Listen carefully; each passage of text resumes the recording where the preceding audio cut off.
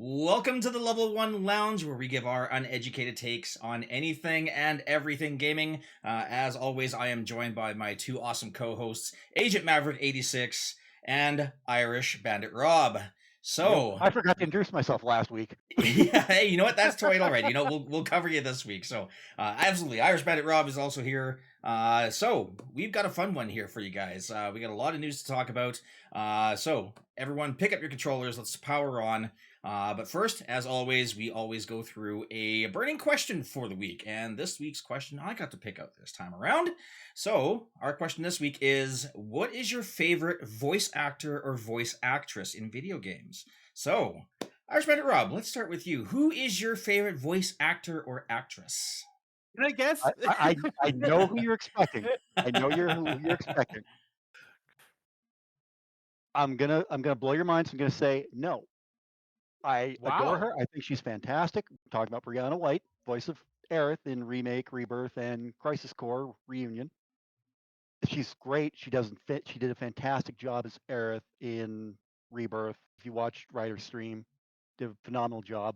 But no, I'm not gonna go Brianna White. I'm gonna stay somewhat in Final Fantasy VII, but I'm gonna go. This woman has been knocking my socks off with everything she's been on. Not even just in video games, but also in animation as well. Erica Lindbeck has just been phenomenal. She was the voice of Jessie in Final Fantasy VII Remake and Rebirth. She also voiced the character Allison in a game that I streamed called Tell Me Why. Non-video game wise, I'll just touch on it briefly. She's had roles in various different anime, and if you watch the YouTube series Hell of a Boss, she's the voice of Luna in that as well. She's fantastic, funny in real life too, just a total sweetheart of a woman, and just one you should really, really look out. And just an honorable mention as well, Yuri Lowenthal, just fantastic. He played the voice of Peter Parker in the Spider-Man.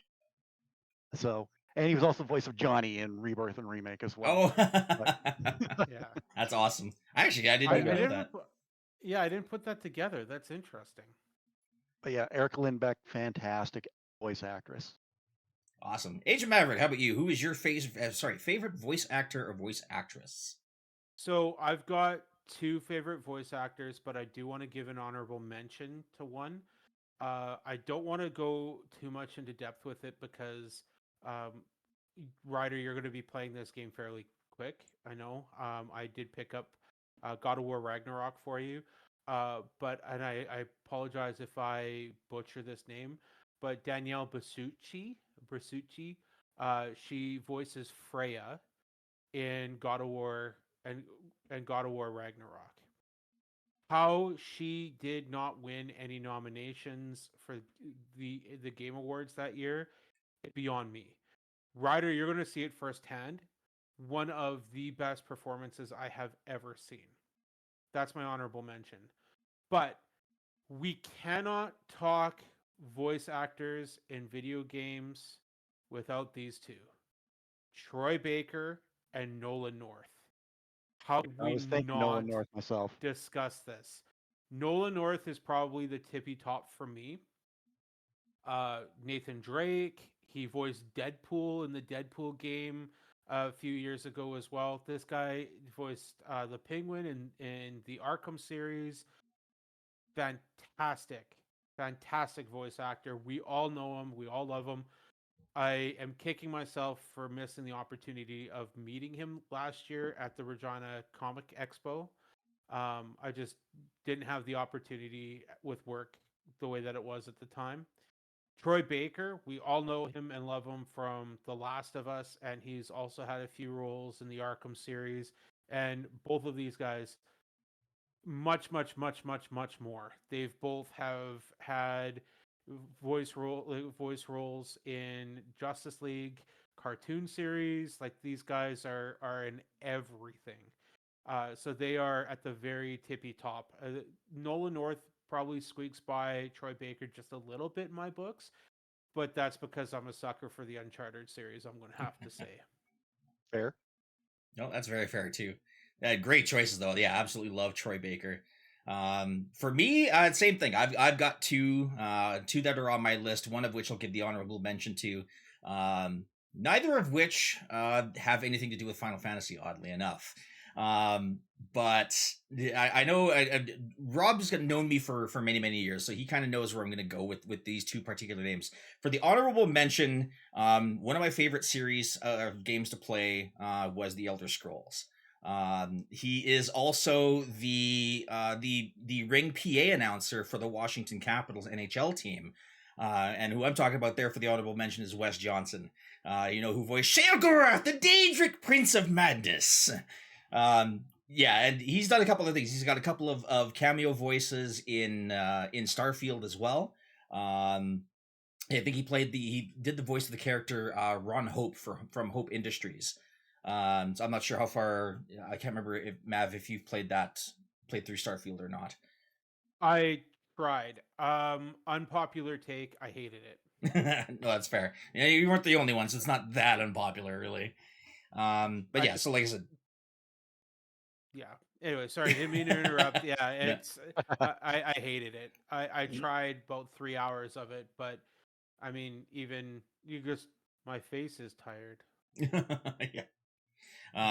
So Wes Johnson gets my honorable mention for that. Amazing voice actor.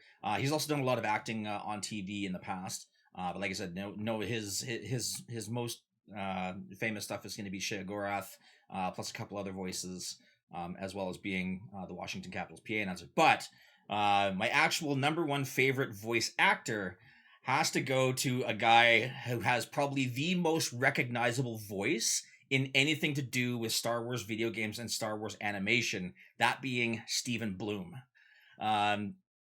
You know his voice as soon as you hear it. He's, like I said, Star Wars The Old Republic. He did a ton of voices for various characters in there. He's done voices for other Star Wars games in the past as well. A lot of people will recognize him as Zeb from Star Wars Rebels. He was the voice of that, and he actually got to reprise his role as Zeb in the Mandalorian series. When I can't remember what the actor's name is. He's the guy from Kim's Convenience, the old father character. Oh yeah, I know what you're talking about. The rebel pilot. Anyways, when he goes to that cantina, and Zeb is actually in that cantina, and it's still voiced by Stephen Bloom. So, nice. Yeah, this man he's got a resume on him. He does. And it's kind of hilarious because he's almost like the Ryan Reynolds of voice acting. It's almost the same character every time, but at the same time, he does enough with his voice to make it unique for each character, which is amazing on his part. So yeah, that's my favorite. That's my favorite voice actor. And you said it wasn't Final Fantasy related. Sorry, go ahead. When you were talking Star Wars related, I was kind of half expecting you to also mention Sam Witwer as well, the guy that voiced Darth Maul.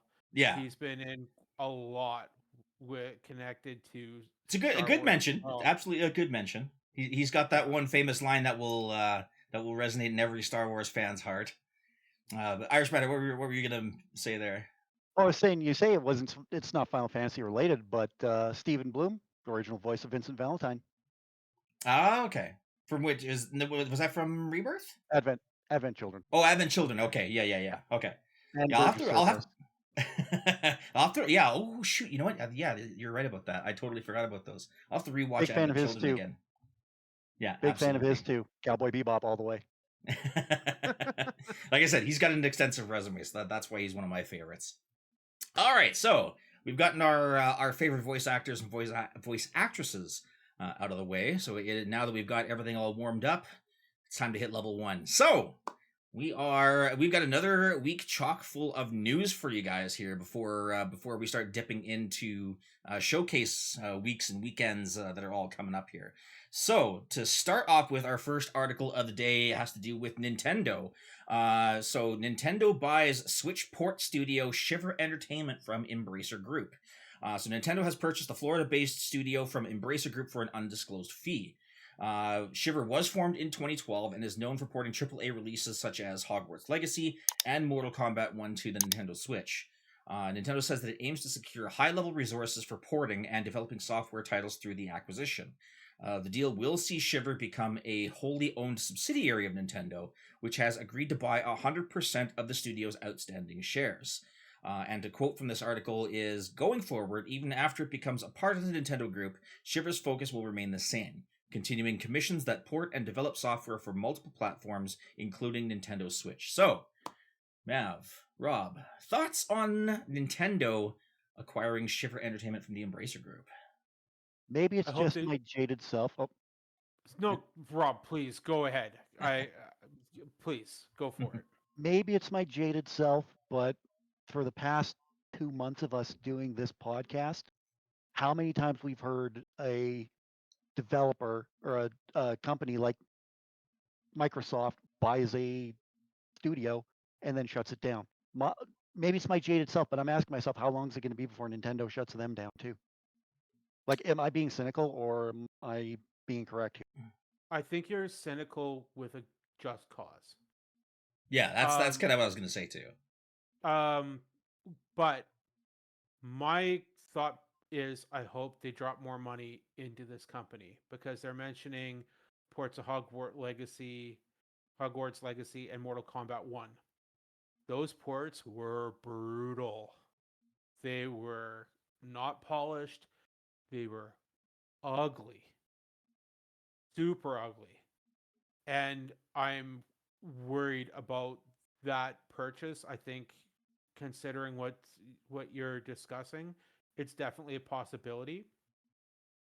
But with the way that the environment is for gaming right now, I think that they're looking at buying this company to be able to port games that are on the PlayStation 5 and the Xbox and PC over to the Switch a little bit better. Maybe not the Switch, but the Switch 2. Nintendo has said, yes, we are making a Switch 2. So maybe this is the start of that, where they're trying to get all their ducks in a row for the new hardware. From what I understand, the hardware specs are going to be more in line with Xbox and with PlayStation 5. So, that being said, the new hardware should be able to handle these next gen games. And I think that's one of the reasons. But I'm hoping that they invest more money in this company to actually do these ports better. I don't have a Nintendo, but I'm going to be looking at getting a Switch 2, mainly so my other half has something to play while I'm playing my PlayStation 5 and Xbox. And I'd like to try Legend of Zelda as well. But I'm hoping that they invest more in this company because these ports I deserve to have more polished releases. Yeah, I absolutely agree, and yeah, that's pretty much exactly what I was gonna say. I feel like yeah, I can definitely understand why people like us are going to be a little bit gun shy about acquisitions like this because of what's happened in the past. But in this particular case, I have a little bit more confidence that it's going to be a good thing for Nintendo. Like I said, like Mav said, because of the Switch 2, because the Switch 2 is going to have newer hardware, they're going to be able to play a lot of these other games that they normally couldn't do before. So this acquisition feels more like a preemptive thing rather than a reactive thing. But at the same time, not only does it give them a chance to, port some other games over to the new hardware, I think it also gives them a bit more creative control over, not just ports, but maybe they might be able to actually develop something on their own to bring to the Switch or to bring to, multi-platform. Because, with all of us here, if we see the word, X console exclusive one more time, we're going to flip tables. But Ain't wrong. yeah, yeah, no, I see it as a good thing for Nintendo. I definitely understand the hesitancy in accepting this as a good thing given the history of other companies in the past. I don't know if I'm pretty sure we haven't discussed Nintendo doing any sort of major layoffs within, or sorry, not within their own company, but with any of their subsidiaries or other owned companies. I don't think we've seen layoffs from them in that regard. Haven't heard any. I could be wrong. Correct me in the comments below if I am. But yeah, like I said, I think going forward, this is going to be a good thing for Nintendo. This is obviously going to be a very, very good thing for Shiver Entertainment, because now they have a much more creative direction to work in. And yeah, hopefully this kind of solidifies everything and keeps everyone in work and keeps pumping out games that people will buy. So I guess which is nice. Yeah, we'll kind of see how it goes. There was a layoff in Nintendo with contractors. So Nintendo of America laying off contractors ahead of the Okay. Switch 2 release is what I'm seeing. So that was directly from actually, the company. Yeah, but it was also contractors, not necessarily. Yeah, those are not directly from the company itself. Contractors are a little more easy to replace, I think. It's not great, but at the same time, they are contractors. That's kind of what they sign up for, unfortunately. Yeah. But yeah, exactly. All right, but moving on to our next article here. We've got a article from IGN Entertainment, who has acquired Eurogamer, GI, VG247, Rock Paper Shotgun, and more. So IGN Entertainment has acquired the Gamer Network family of digital brands for an undisclosed sum. So some of those publications include GI, which is Game Industry Biz, Eurogamer, Rock Paper Shotgun, VG247, and Dicebreaker. The business also holds shares in Outside Xbox, Digital Foundry, and Hookshot. IGN Entertainment is the division of Ziff Davis that includes IGN and Map Genie, as well as How Long to Beat and the Humble Bundle. It has acquired the brands from PAX and New York Comic Con organizer ReedPop, which initially bought the Gamer Network business back in 2018. Mav, let's start with you. Thoughts on this particular acquisition? It's not a shock. IGN is known around the world for their reviews, their gaming news. It's the first thing that a lot of people think of when they're looking for their gaming news. I mean, they're trying to corner the market, is what it sounds like to me. There isn't a whole lot of companies that can really compete with them. And it's just going to be at the point, I think, where they're going to keep moving forward with decisions like this and acquire everything. And it's just going to be a monopoly. And, it's not a shock that they've made these decisions. And it's going to be interesting to see how things move forward. But as a joke, I'm also thinking they spent all this money on these other publications. Maybe they'll be spending less money on getting paid for. Well, I guess they would be taking more money from developers to give better reviews. So, I mean, we may have a little bit more biased reviews. Not saying it actually happens, but let's face facts. There's a lot of times reviews that are come up and we're like, really? A 9 for Forspoken? Are you kidding me?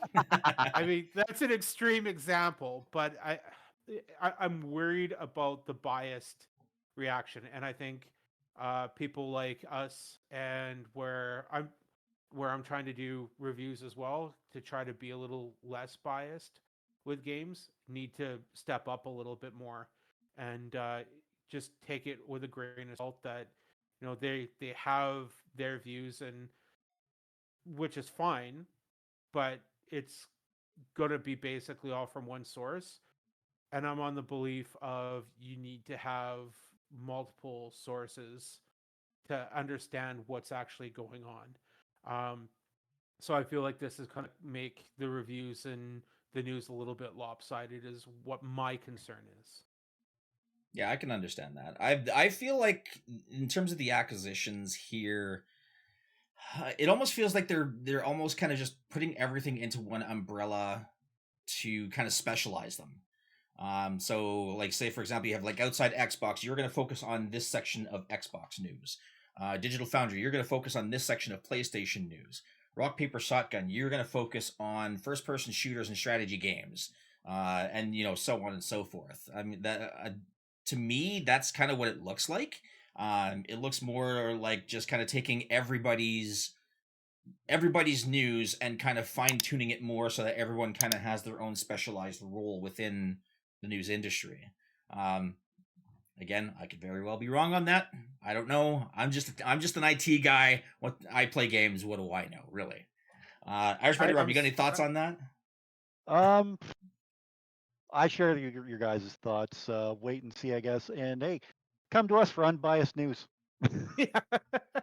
And I do also have that my Facebook page as well of the new Geek Corner, where I try to get a few decent like do some game news and reviews and include movies and stuff on there as well. So I try to be as non-biased as possible. So, but just talking about reviews and stuff though too, I know that Hellblade has been getting not so favorable ones, so I'll have one up for that hopefully next week, and I'll give my honest thoughts rather than looking at what everyone else is giving 6s and 8s and 4s all over the place. It just doesn't make sense.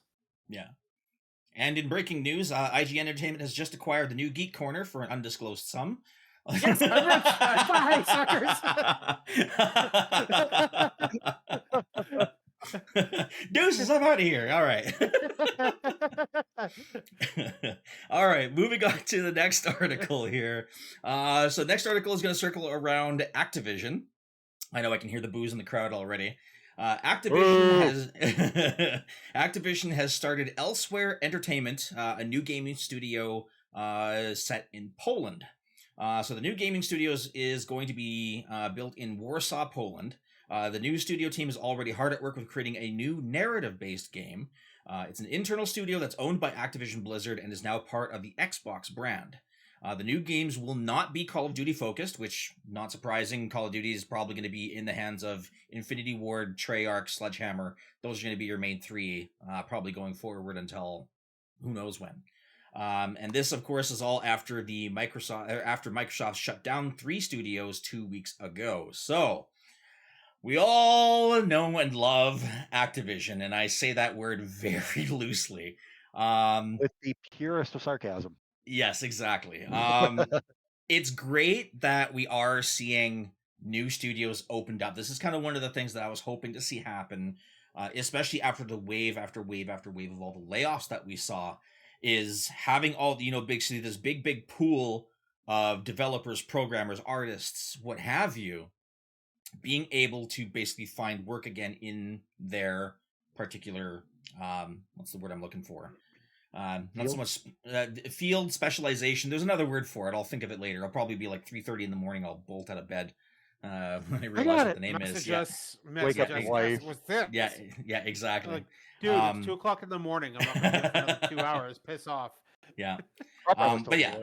But yeah, like I said, it's great to see that these people are getting back into work. Hopefully, this starts the reverse trend of what we've been seeing over the past few months.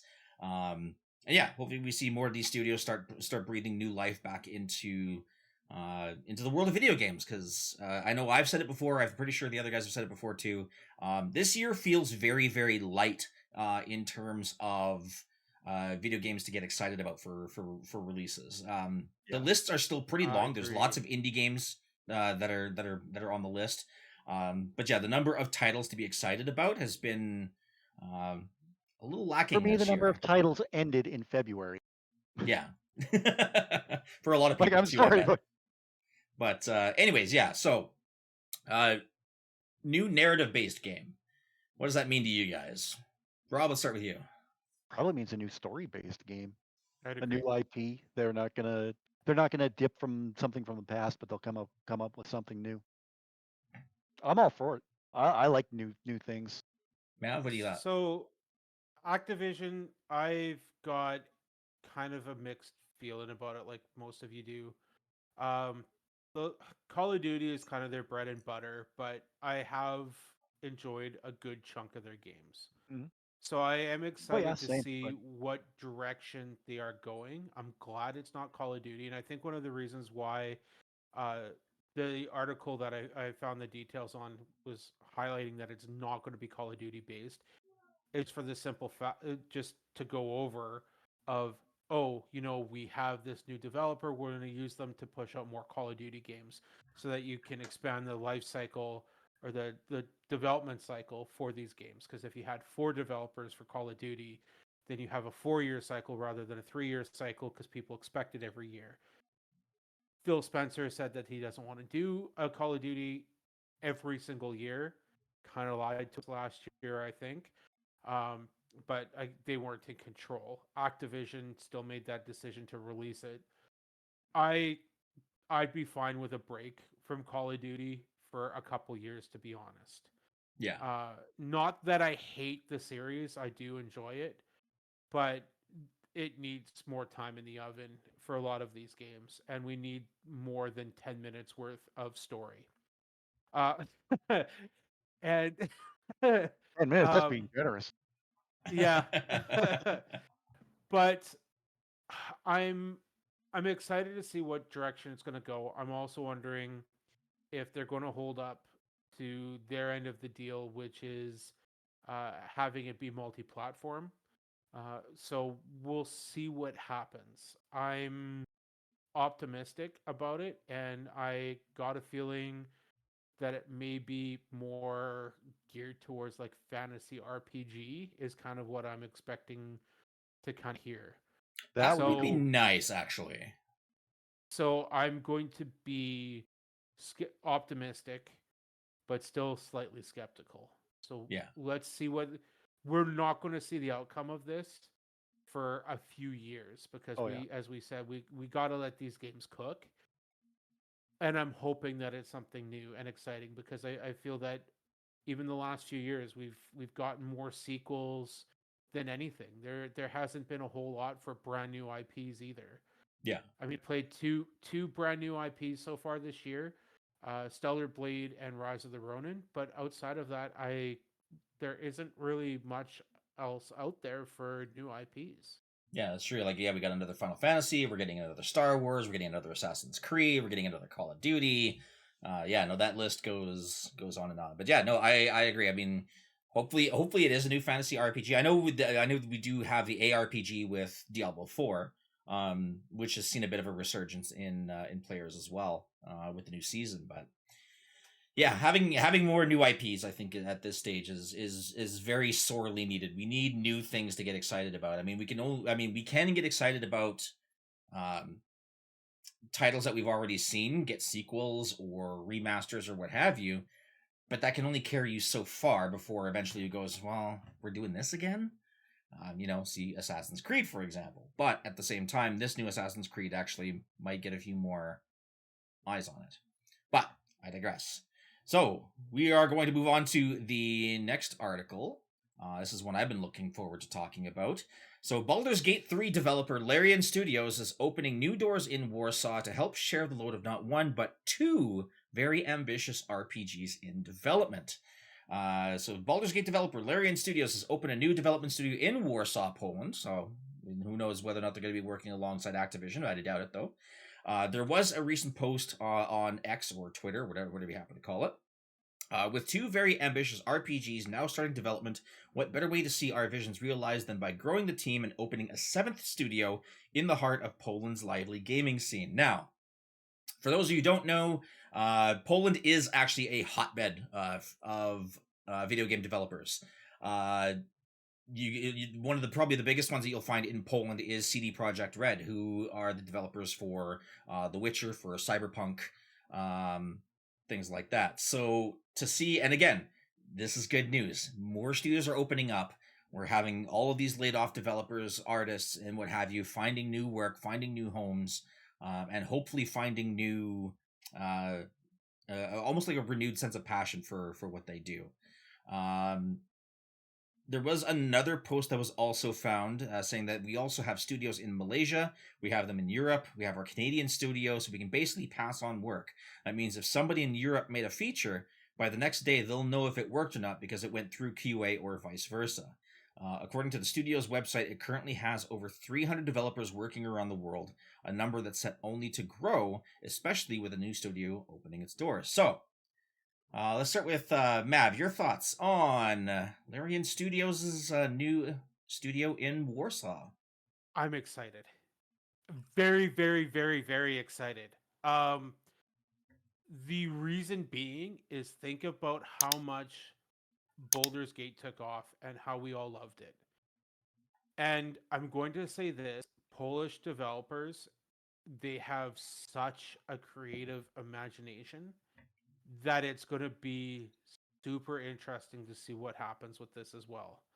And I should have touched base on that with Activision is when it with them opening up in the same city, but they are the same. This is the same country, and people from this country gave us The Witcher, for an example. And I know Irish Bandit, you haven't really played it. Ryder, I know you haven't touched it. There are a couple people that have said the combat is clunky. I love that game. It's my favorite game of all time. Uh, but they are so creative. So I am very, very, very excited for this. And to have Larian involved with it, you know it's going to be good. Yeah, absolutely. Irish Bandit Rob?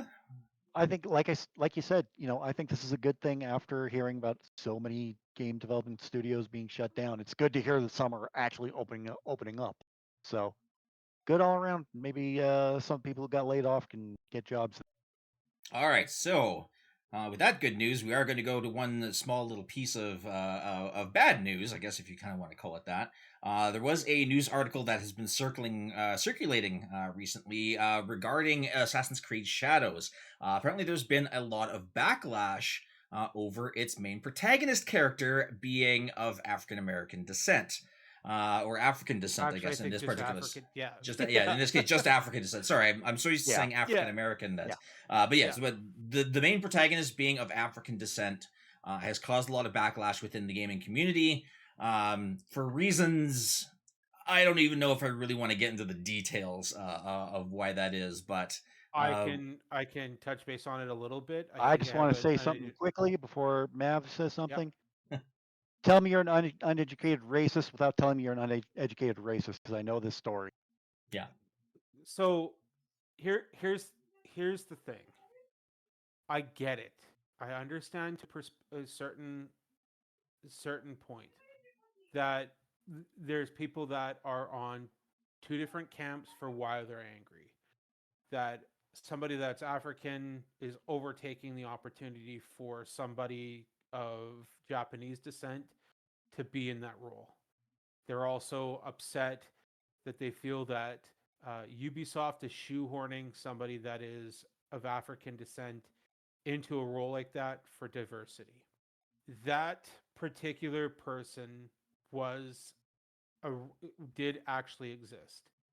A little educational patch. I said last week that it was actually in the 1800s. The game actually takes place in 1579. So just a quick educational patch. I don't have an issue with it. I do understand that people are saying that the Japanese people are underrepresented when it comes to games. I agree to an extent, but we have Ghost of Tsushima, which we'll be talking about here in a few moments, and there's characters like that are out there already. Rise of the Ronin was another example of a Japanese game with a Japanese character. I'm excited for this game. I know we haven't seen any gameplay yet, but there is still going to be somebody that's involved of Japanese descent that is going to be a playable character. In this situation, this person existed. He wasn't exactly a samurai, but he was close enough. And it's the reason why they selected that time frame was because it was an interesting time in history. And it'll be interesting to learn a little bit more about this character, but I think what we need to do is hold off on getting mad at the developer about it, and let's just see the game, people. Exactly. I understand you're upset. I understand the reasons being, but this is fiction, right? Like this is it's not meant to be a political statement on either side. It's an Assassin's Creed game. We all know what we're going to get with it. Let's just see what happens with Ubisoft Forward and give it a chance. That's my absolutely thought with this.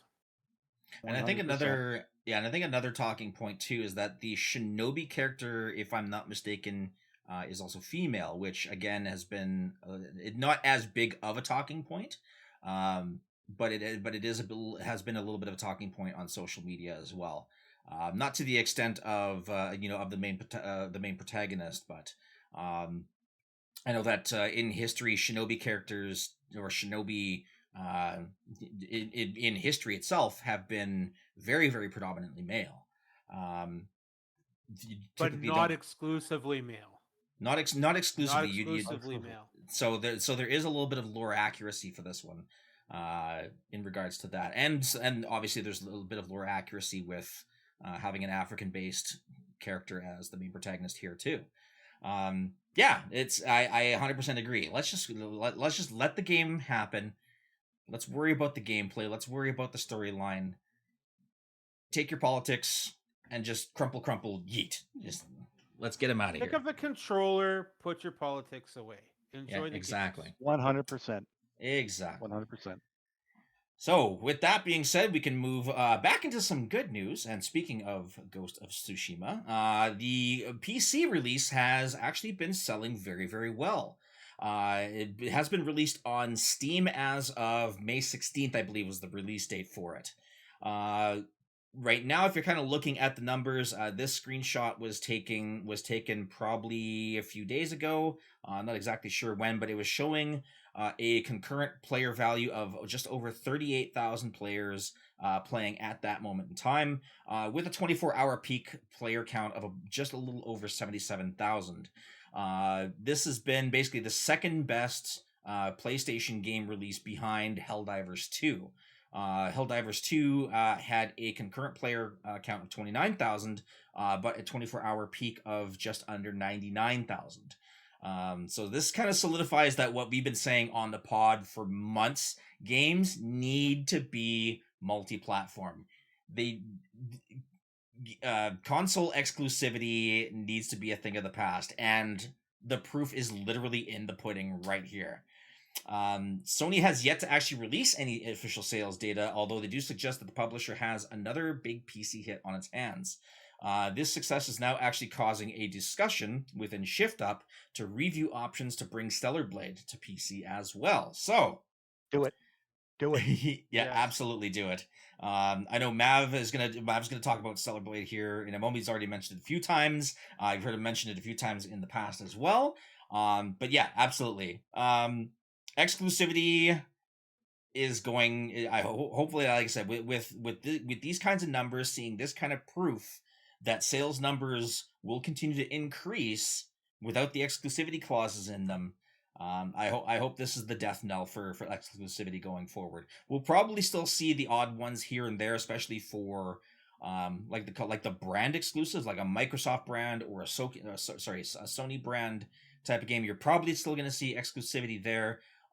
But with a lot of these major studios, whether it be Activision, EA, CD Projekt Red, what have you, yeah, no, I think this will spell the end for exclusivity going forward. And I mean, look at Square. They've already started out the multi-platform rollout. So yeah, and we've But already seen it before with the shortened exclusivity on Rebirth as well. I will say though, I would argue that Final Fantasy VII remake, rebirth, and whatever is going to be PlayStation exclusives, because I do believe that Sony shelled out the money for it first. Yeah, I mean So that's a think contract the thing. next, Yeah. I think the next Final Fantasy VII whatever version is going to be the last of the exclusive games that they release, and yeah, that's what I'm thinking. Square needs to do it. And we have talked about this enough. And Ghost of Tsushima being high up there for sales doesn't surprise me. Beautiful game, beautiful story. It is one of my top favorite games as well. I cannot talk enough about this. Stellar Blade, of course, I'm very excited to talk about that too. I do think that it should have a PC release as well, because games, as we've said, they shouldn't be exclusive when they're in this situation. Timed, sure, whatever. But with this, I'd be excited to see what ends up happening. I loved Stellar Blade. I did actually platinum it tonight, and in order to platinum it, you got to play it not once, not twice, but 3 times for 3 different endings in order to get it. Of course, all the collectibles, all of that. I've dropped 130 hours into it to platinum that one. But I loved every second of it. And it needs to go into the hands of more people. There is one game that I'm going to jump a little bit ahead because we'll get into the topic kind of related. There is one game that I believe will be announced next week that will be coming to PC as well. I've heard a lot of rumors about it. I think it's going to happen. Is God of War Ragnarok is going to make its way onto Steam, I think, in the next few months. So they know that this is going to work for them. I just think they got to pump these games out faster. Ghost of Tsushima has been out for years. God of War Ragnarok has been out for coming up. It's been a year and a half, I believe, now since that release. Something like that, yeah. They need to pump them out faster on PC is going to be my argument. It's not that they're not doing it. I just don't think that they're doing it quick enough. It's a slow rollout. Yeah. Pretty much. And I mean, you're also porting things over to PC also takes a bit of finesse as well. Obviously, that's kind of been one of our talking points when it came to exclusivity, is being able to, spend the development resources in order to actually port these over to, from PlayStation to Xbox or vice versa, but ultimately also port them over to PC without having them suck, basically. I'd argue they did it with Helldivers too. Released same day on PC. It's not that it's not impossible. Like I said, you got to put the resources into it, and as long as you're willing to put the resources into it, I think a lot of them will see that return on the investment for sure. Yes, put Stellar Blade on PC. Awesome game, loved it. Yeah. So with that, we are going to move on to the next little bit of article here, and again, we're kind of sticking with a bit of the RPG and a bit of the exclusivity, being waived for other consoles as well. Kingdom Hearts fans, rejoice, because your Kingdom Hearts games will be available on Steam starting on June 13th, and this is going to include all of the titles. So this is going to be the 1.5 remix, 2.528, 3 and 3 Remind DLCs. These are all going to be available on Steam on June 13th. I'm excited for the players out there. I've already got them on my PlayStation. I know Monster Hospital said I'm an absolute madman for wanting to platinum the first one, and yeah, that's going to be one hell of a journey. But I know Irish Bandit Rob, this has been a game that's been a part of your childhood growing up. Yep. I know for a fact you are going to be super excited to get your hands on this. Oh yeah. At your earliest available opportunity. The first Kingdom Hearts game was like the second game that I bought for my PlayStation 2. First one being Devil May Cry, but which one did I finish first? That's Kingdom right. Hearts. Kingdom Hearts. Absolutely. Yeah, I never exactly. even finished Devil May Cry, but I mean that's over there. I mean, Devil May Cry, that's a hard game, man. That was a hard game. Matt, but yeah, sorry. It's funny because I've already got the Kingdom Hearts games, I think, listed on Epic, but I'll get them listed on Steam as well. Not like there's a big price difference between the two platforms. Hopefully not. I know Steam usually has a lot of the better sales though, or at least more often, I should say. But yeah, no, I know you're going to be looking forward to that one for sure. Mav, what are your thoughts on Kingdom Hearts? I have yet to play it. I know it's on PlayStation Plus. I did start it at one point, but I just didn't have the time for that very, very extensive journey at that point. I'm kind of in a lull for games right now, so I did throw out a challenge. Well, for games, you got a backlog as long as my arm. Yeah, I was getting to that. I was actually longer than that. My leg.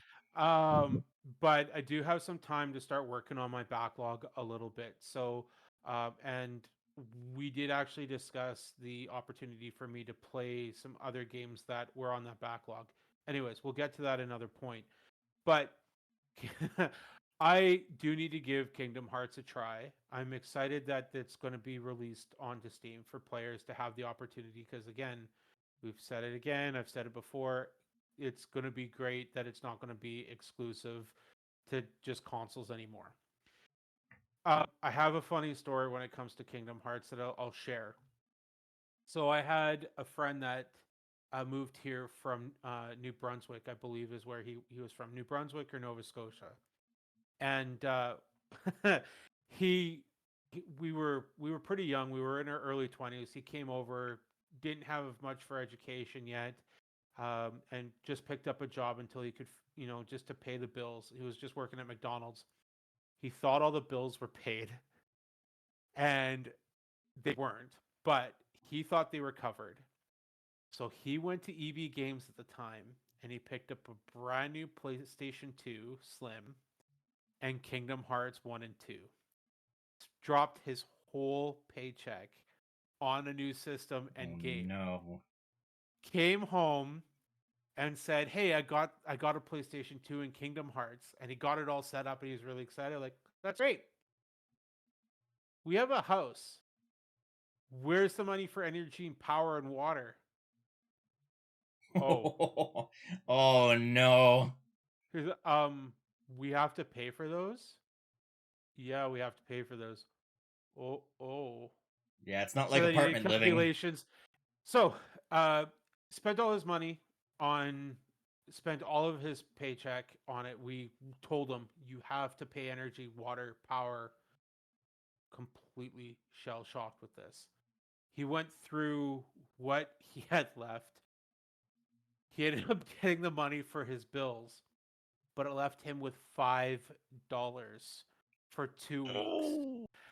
Just so that he could play Kingdom Hearts and on the PlayStation 2. And you know what? I don't think he regretted it for a second. There you go. He didn't need anything for the 2 weeks. Like, he mooched off of us, which was fine. But yeah, he I mean, back then, $5 to get you a lot of ramen packets. Mm-hmm. And working at McDonald's, he got everything for 50% off and for cost, right? So, I mean, it kind of worked. He'd have food at work, and then he'd come back, and anyways, and he didn't have a car. He biked everywhere, so it didn't, like, it wasn't like he was paying for car and gas and all of that. So it worked out, but I don't think he ever regretted it. Yeah, that's oops. I've made that bad decision before too. Not necessarily buying like a whole new console, but I've spent money on things, and all of a sudden I'll get a notification for a bill and going, "Ooh, I forgot to pay that." Okay, let's try and figure out, okay, how the heck do we fix that? But yeah.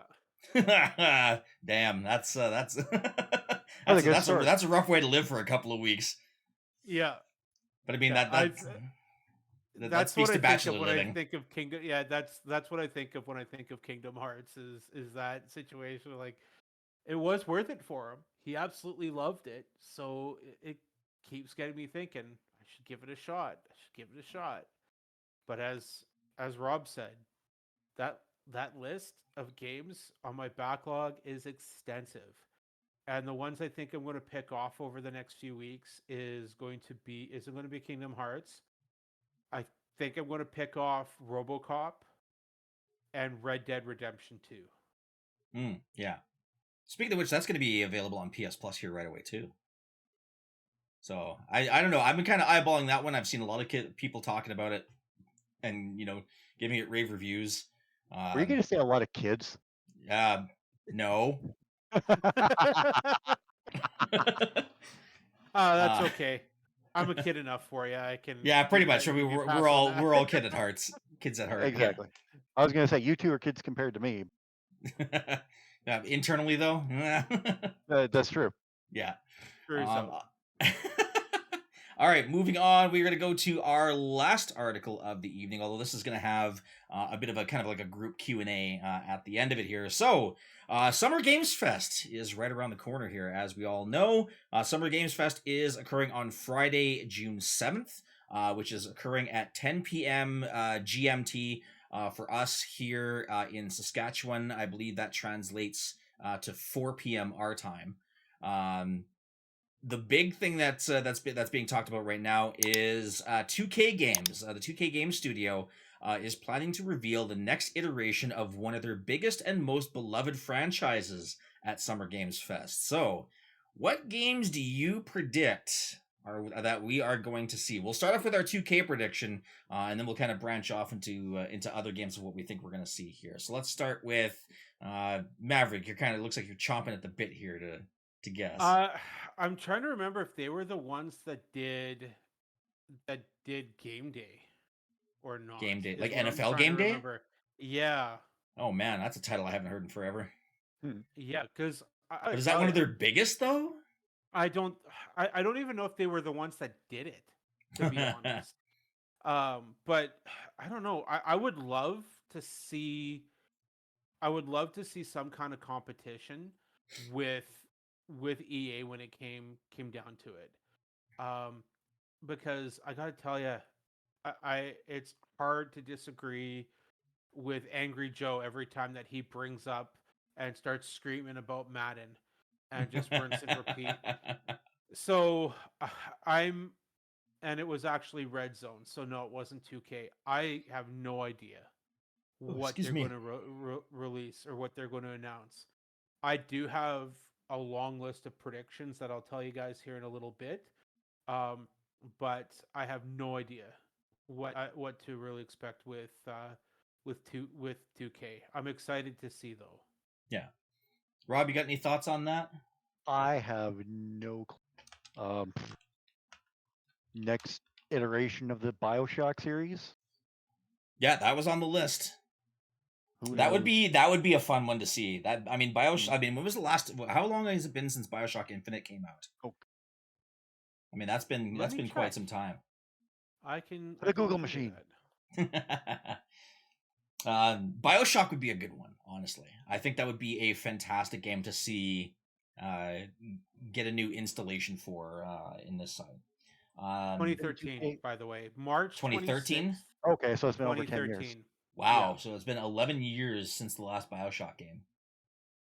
And 2K also did Mafia, right? Yeah. I know that's a series that you were trying to play. I ended up buying that one for you on Steam. Unfortunately, that one hasn't worked out quite so well for you. Well, not on OBS.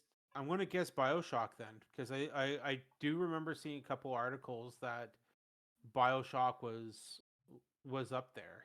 Yeah, I know 2K has also done the WWE games as well, but they just released a new one not too long ago. So released 2K I wouldn't think that would be part of it. If I had to wager again, like especially when they're talking about biggest and most beloved, Borderlands. That's gonna be that's the one I'm leaning towards, especially because the TV series is under production as well. Now that one, I won't go too deep into that because again we're kind of a video game podcast here. But I imagine Mav might give that one a look and do a review on the new Geek Corner when it comes out. Movie? No, TV series. Oh, what am I thinking of then? The one with Jack Black as Claptrap.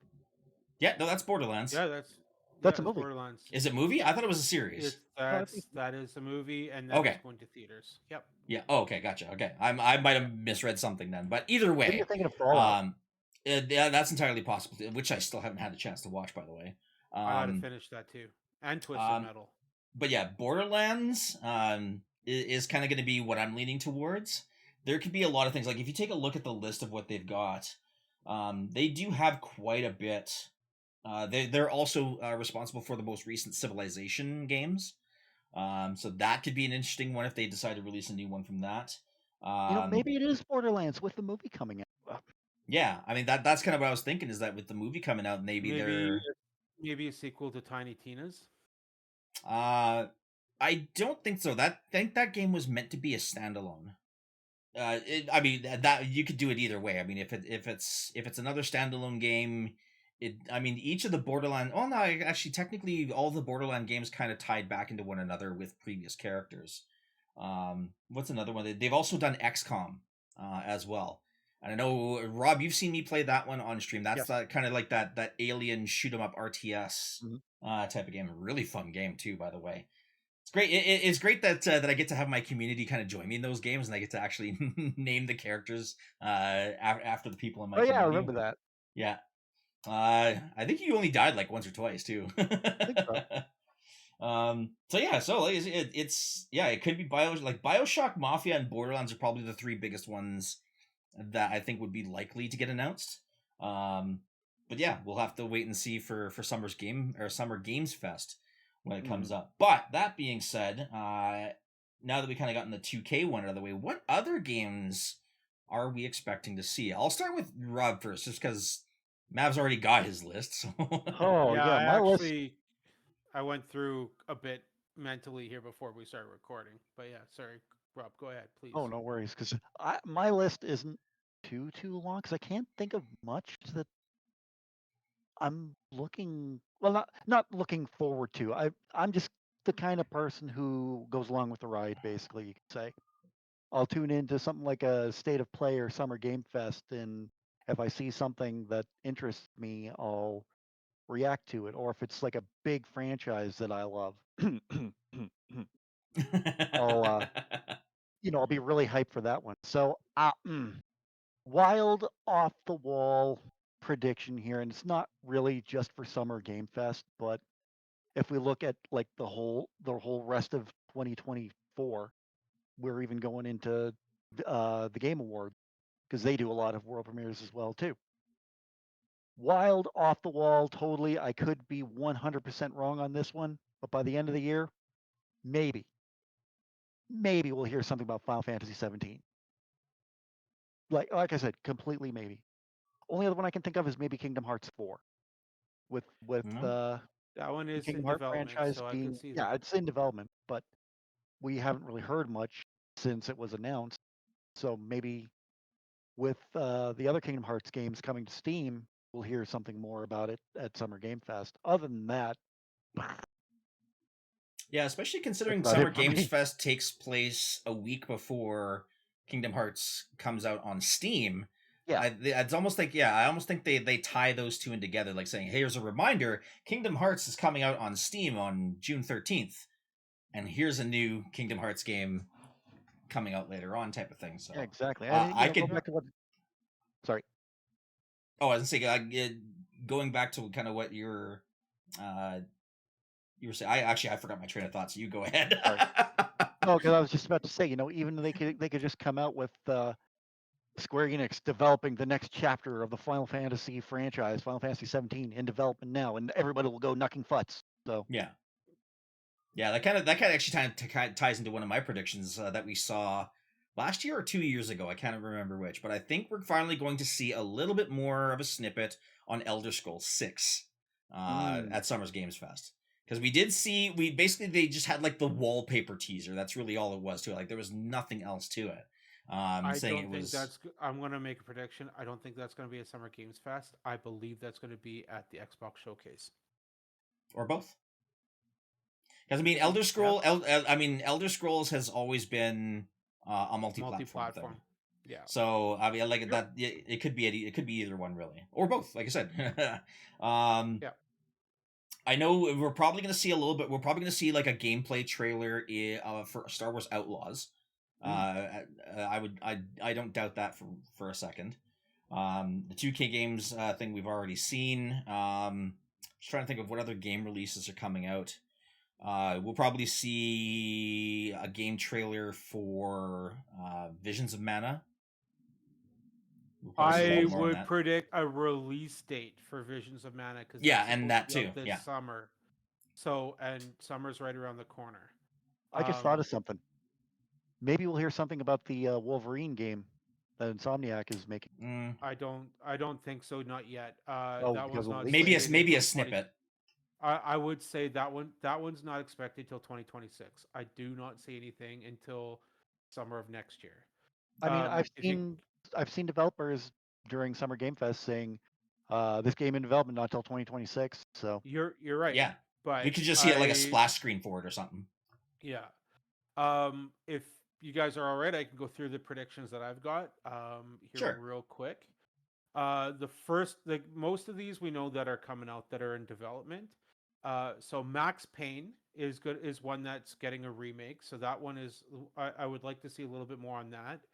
We need to start seeing some more stuff on Fable. Fable's getting a Yeah. remake. That's supposed to be coming out. A remake or a new title? Remake. Well, it's a remake or it's a retelling. So it's a new. It's not a sequel, but it's not a remake. It's Okay. they're just doing Fable again. Um, I have a couple. I've got a couple predictions. Like one of my biggest predictions. This was leaked with Insomniac and Rob. As much as I want to agree with you that Wolverine would be there, the reason why I disagree is because I believe what we're going to see is Venom. I think we're getting a standalone Maybe. Venom game. It was leaked with Insomniac with the Insomniac leaks. That's apparently supposed to be out this year. So they need to show something if they are actually doing it. It's a If it is, they smaller better hurry. title. It is a smaller title for like kind of like the way that Miles Morales was. And I mean that one they announced it in June and it came out as a PlayStation 5 launch game. So they could easily do that. My next biggest prediction is Ghost of Tsushima 2, which I think is one of the reasons why they ported it to PC when they did, is because I believe that they've got an announcement for the second one around the corner. Silent Hill 2, I believe, is going to get a release date. Light No Fire is supposed to be out this year, and that one doesn't have a release date yet, so I'm kind of expecting that.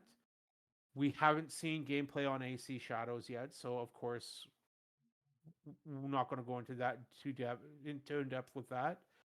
Exodus and The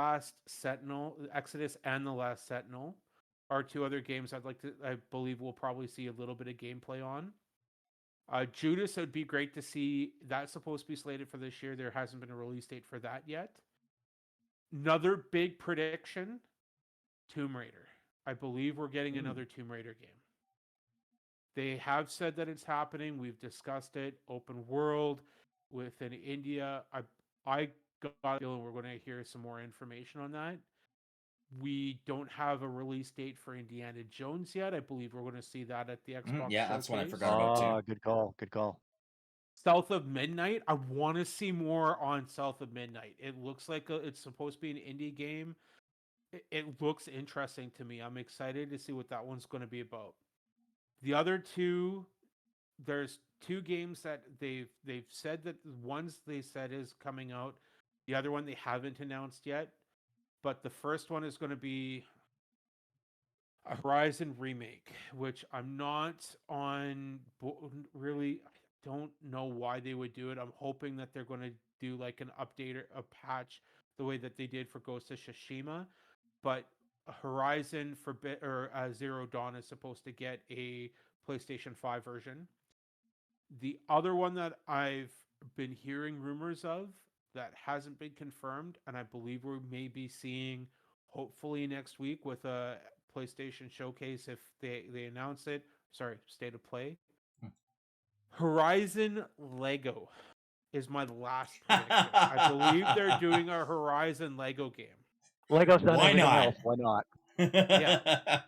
So those are what my predictions are. I know that I can basically make a bingo card with that, and I might. But that's for the whole showcase season that we've got is kind of what I'm anticipating. I believe we'll see a lot more detail on Outlaws and Assassin's Creed at Ubisoft Forward, and I'm anxious to see what they have in mind for that because I'm an Assassin's Creed fan. I'm a sucker for it. I'll admit it. But Exodus, The Last Sentinel are two that I'm really looking forward to. And I didn't realize that Light No Fire was expected sometime this year as well. So I do think we have some games coming. Yeah, there's absolutely. definitely a lot to. There's still enough to look forward to at least throughout the year. But yeah, like I was mentioning before, like in some of the major titles are still kind of light, but there's always these showcases that every now and then they'll do something that surprises us and completely sweeps us off our feet and going, oh my god, I had no idea this was being made, now I want it, type of thing. So we'll absolutely see kind of what these showcases bring. Ryder, do you have any other Any other predictions? Just Yeah, kind of not curious. really. I've been kind of looking through the games lists, periodically to see if there's anything that really kind of jumps out to me. Um, I don't really have much in the way of a prediction. The only other thing I'd be hoping for this, and then we're talking like a very very minuscule chance that this happens, would be something along the lines of actually, it would probably end up being twofold. If it happens, there's probably going to be something along the lines of an expansion announcement for the Old Republic, the MMO. Okay. The current expansion and the life cycle in that one has been very much overplayed, so they're probably due for a new expansion on that. And then tying into that, and again, like I said, this is a very, very minuscule chance that this happens, is possibly an announcement for the remake of Knights of the Old Republic. It's been so up in the air. You can flip coins all day long, and you're probably still going to get the right answer 100% of the time. Is that it's heads and tails. It's in production. It's not in production. Whether or not we see it this year at any sort of showcase announcement, yeah, like I said, there's that very, very I slim chance. I'm hoping that they do. The developers have said that it's still in development, but yeah, you're right. We've heard it's dead. No, it's not. We've resurrected it. We killed it again. We threw it into a wood chipper. No, it's actually still alive. Like there's so much back and forth with that one for sure. Um, I and mean, they said the same thing I, about the Sith Emperor, and guess what? He came back too. Exactly. just it's like asking Darth Maul, "How are you still alive?" Yeah. It's like you were cut in half and fell down a 2-mile shaft. What's going Yeah, on here? yeah. But yeah, But like I said, Wow. yeah, it's I'm hoping. that's I'm hopeful. I've never played the original, so I'm kind of holding off for the remake. I like I said, I really really hope that they do remake it. This game deserves to be remade. It deserves to have some time back in the limelight again because it's so beloved, not just by Star Wars fans, but by RPG and BioWare fans from the days of yore. Um, and I really really hope that this one comes to light because I want everybody to experience how good this game was. That being said, if you really really need to kind of get your fix and whatnot, you can get it on mobile. So there is that. I'd rather wait for it to come out on a console. I can't stand mobile gaming. You can get like controllers and whatnot for them now too. I Yeah. don't care. I don't care. No, I can't. Sorry, guys. All right. So with that being said, we're pretty much at the end of the news articles. Any closing thoughts from you guys? Well, we're hoping that there is a announcement here, so I'm sure Rob will keep you guys posted for the PlayStation State of Play. Been hearing rumors yet again. I know we were talking about it a couple weeks ago. Apparently, it's still supposed to be slated for May. As far as we're aware, there's been a leak today that the Days of Play sale is going to be coming up pretty quick for Sony, and they're trying to get things in line with that, which does track. They have done that before. So I'm hoping that we can get together for a reaction for that here next week. But I'm also looking forward to watching the Summer Games Fest with you two gentlemen as well. Yeah, That'll be a fun time. yeah, absolutely. Rob, any final thoughts from you? Nope, none for me. All right. Well, in that case, it is time to set the controllers down. It's time to power down. But before we leave for the day, obviously, we always go over all of our socials. So first off, do make sure you like and subscribe to the Level 1 Lounge YouTube channel. And make sure you have the notification bell on so that way you guys don't miss when we do post our live reactions to all of these showcases that are coming up. But Irish Bandit Rob, where can our community find you? Well, you can mostly find me on YouTube. Post every Monday and Friday. I am going to be having some stuff coming up on the channel. Um, Other than Monday and Friday, got a special unboxing coming very soon. Unboxing, I say it's coming in a packet like that big, but it's coming this week. Yes. But just a little excited if you can't tell. just a little, right? Yeah. So I'll have that coming up, and I still working on scripts for other projects coming up. I think I might finally have my final Aerith related video coming up on my channel within the next couple months. See. All right, perfect. So yeah, so don't forget to subscribe over to Irish Bandit Rob. We'll also find all of our links down below in the description as well. Agent And Maverick, on Facebook. and on Facebook as well. Yeah, Facebook, Agent Twitter, Maverick. Instagram. Where can what can people find you? What's coming up on your channels? Actually, so first of all, I have been a little lackluster with some of the news and movie reviews and stuff as well. I'm going to be trying to get back on track with that a little bit more. But coming up this week, I was hoping to do a stream Saturday and Sunday. But Sunday is happening for sure. Saturday, I'm not too sure about yet. I had some challenges that came up to the last few days.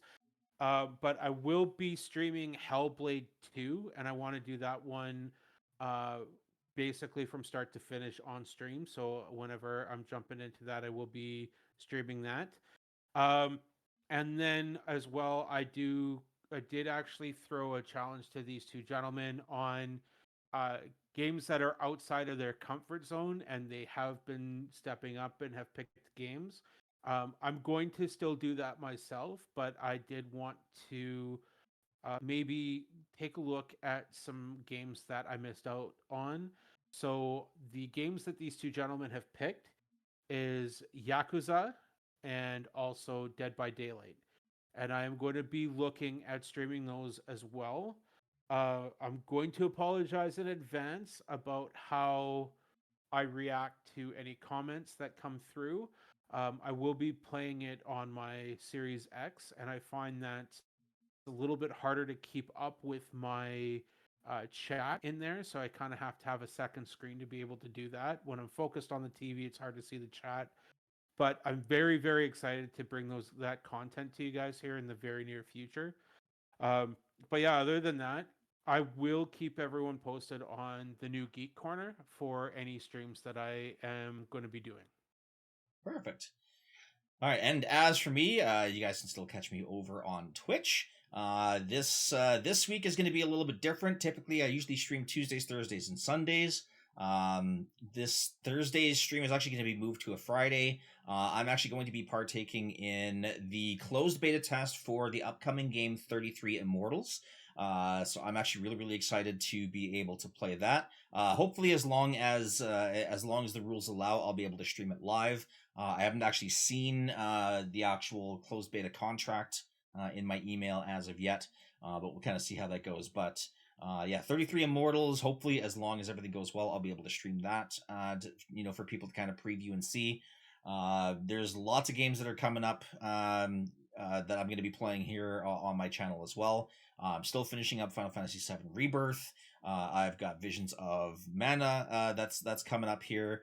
God of War Ragnarok, which my brother-in-law has so graciously purchased for me for my birthday. I'm going to make sure I get that one on stream as well. As for Mavericks, excited to watch you play that one. Excuse me. As for Mavericks Challenge, I will be adding Resident Evil 2 Remake to my list. Okay. I did play the original many, many years ago, but this is also well before streaming was a big thing too. So I will, so at some point in time, I will also be streaming the Resident Evil 2 Remake. And we'll see how far we get with that as well. So all of that you can find on my Twitch. Some of these gameplays, first time playthroughs, things like that, you'll also find them over on my YouTube channel as well. And again, all of our links are down below in the description. So with that being said, it's time to power down. Thank you, gentlemen, for another great podcast. Thank you all very, very much for tuning in. Again, don't forget to like and subscribe as well. And then, like I said, keep an eye out for our upcoming podcast, which are likely going to be reaction videos to the showcase season that's coming up here. We're really excited to bring that to you. So until then, thank you all very, very much for tuning in. We'll see you on the next level. Take care.